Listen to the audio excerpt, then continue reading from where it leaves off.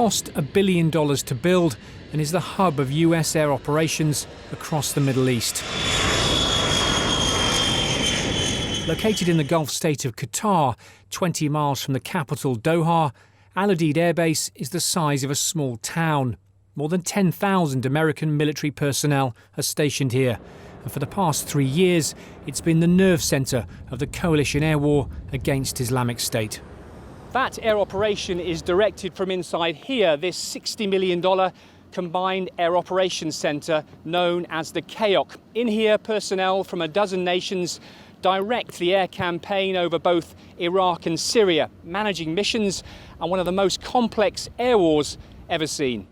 From the outside, it resembles a huge bunker. On the inside, though, this is mission control, with giant screens showing aircraft movements and live feeds from the many drones circling Iraq and Syria.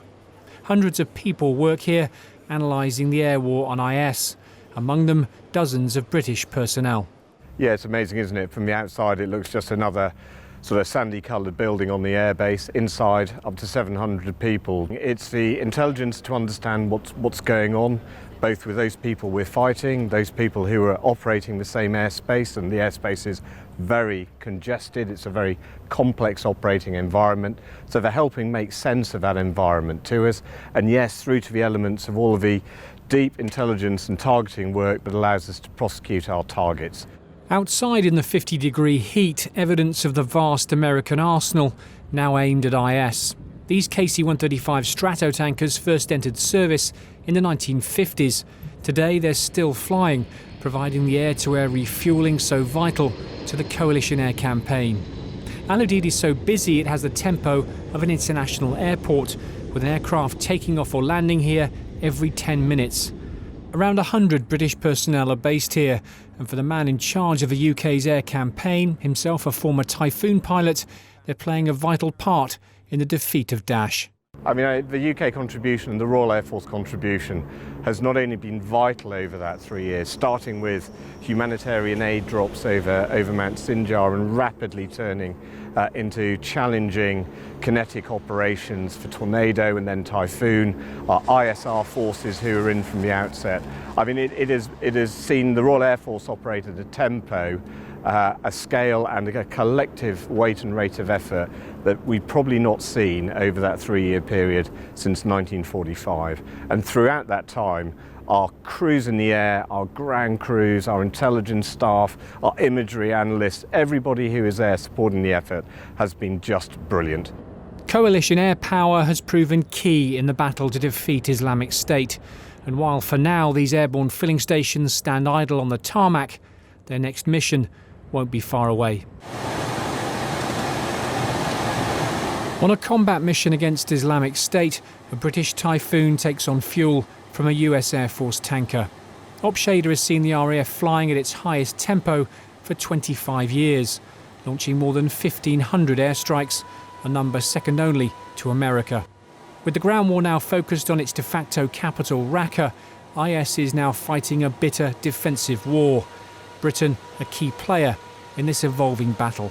I mean, I think we've all been looking at for a number of months now about, Daesh will mutate into something else. It is in the nature of that, and we need to be honest about it. But equally, we're already on the front foot and anticipating what that looks like, and making sure that we keep the coalition and the UK capabilities in the air environment, plus other ones, that we'll need to deal with that in Iraq and in Syria.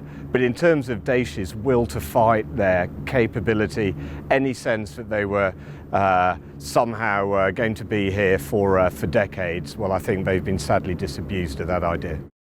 The air war is directed from a combined air operations centre known as the CAOC inside the huge Udeid Air Base in Qatar, the largest US station in the region. This airfield has one of the longest runways in the whole of the Middle East, and the US Air Force has around 100 combat aircraft based here at any one time, including a number of B-52 Stratofortress. Introduced in 1955, the B-52 was designed as a Cold War bomber. Each can carry around 32,000 kilos of precision-guided weapons and fly for more than 8,000 miles without refueling. With so many nations involved, the airspace above Iraq and Syria is highly congested. But there's also the complication of Russian warplanes operating here too. Well, you know what's in the public domain about the deconfliction discussion which is had with the Russians to make sure that both sides, both the coalition and Russian Air Force aircraft can operate safely in the skies. They're obviously prosecuting Daesh as well. That works to the level that it needs to make sure that our operational safety isn't impacted. But it's something that clearly we are very keenly focused on. It's estimated Islamic State has lost 60% of the territory it once controlled in Iraq and Syria. US Central Command says there's been just under 500 civilian deaths as a result of coalition artillery or airstrikes. Monitoring groups, though, put the figure far higher, closer to 4,000. The RAF says it has no evidence it has caused any civilian deaths, but in such a complex battle, they know that position may change. We are consistently and continually curious about what we have done. This is not just the measuring of where a weapon has got, it's the deep analysis of our targeting imagery, the fact that we self-refer if we look at something afterwards and we fear that something might not have gone entirely right. And that is a consistent effort. Those pillars are immutable, they don't change, and they underpin the work that we do. What would be silly to say is that there may not be evidence that would come to light in the future, and we are absolutely alive to that. We catalogue everything we have done so that if anything does come to light, we're able to investigate it. Hooray! Hooray! Shot!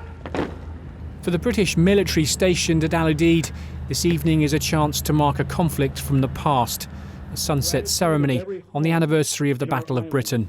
We remember and honor all those who fought and died in the skies above Britain. While the theatre may be very different, the RAF is again at the centre of a crucial air war and a mission that could well last for many more years yet. Simon Newton, Forces News, Al Udeid Air Base in Qatar.